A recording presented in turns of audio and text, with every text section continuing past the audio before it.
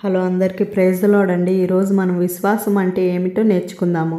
విశ్వాసం అంటే కనబడకపోయినా దేవుడు వాక్యంను నమ్మడం, ఆయన వాగ్దానాల మీద నిలబడటం.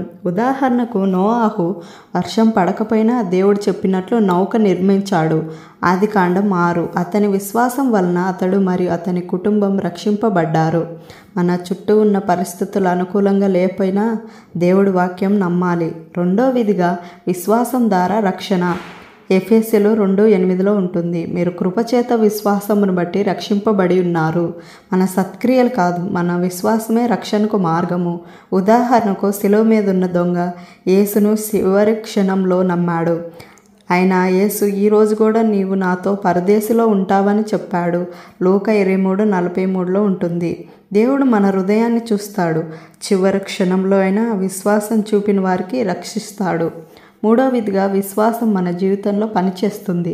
మత్తయి 9:22 ఉంటుంది. కుమార్తె, నీ విశ్వాసమే నిన్ను స్వస్థపరచును. ఉదాహరణకు రక్తస్రావంతో బాధపడుతున్న స్త్రీ యేసు వస్త్రాన్ని తాకితేనే స్వస్థపరచబడతానని విశ్వాసం పెట్టింది. దేవుడు ఆమెను స్వస్థపరిచాడు. మన విశ్వాసం దేవుని శక్తి కదిలిస్తుంది.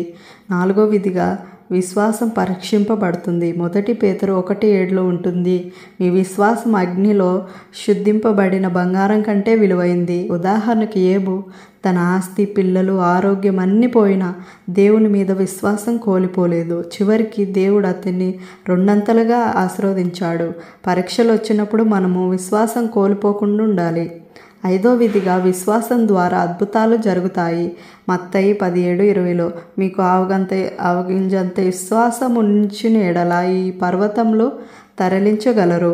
ఉదాహరణకు దావీదు గొలియాతు అనే రాక్షసుని విశ్వాసంతో ఎదిరించాడు. దేవుడు అతన్ని విజయం ఇచ్చాడు. దేవుని మీద విశ్వాసం ఉంటే పెద్ద సమస్యలైన పర్వతంలా తరలిపోతాయి. ఆరో విధిగా విశ్వాసంలో నిలకడగా ఉండాలి. హెబ్రీయులకు 10:38 ఉంటుంది. న్యాయవంతుడు విశ్వాసం చేతనే జీవించెను. ఉదాహరణకు అబ్రహాము దేవుడు చెప్పిన దేశం ఎక్కడో తెలియకపోయినా విశ్వాసంతో బయలుదేరాడు. దేవుడిని అతన్ని విశ్వాసపు తండ్రిగా పిలిపించాడు. దేవుడి మార్గం వెంట నడిచిన వారు దేవుడిని ఆశీర్వదిస్తాడు. విశ్వాసం అనేది మన ఆధ్యాత్మిక జీవనానికి ప్రధాన పునాది.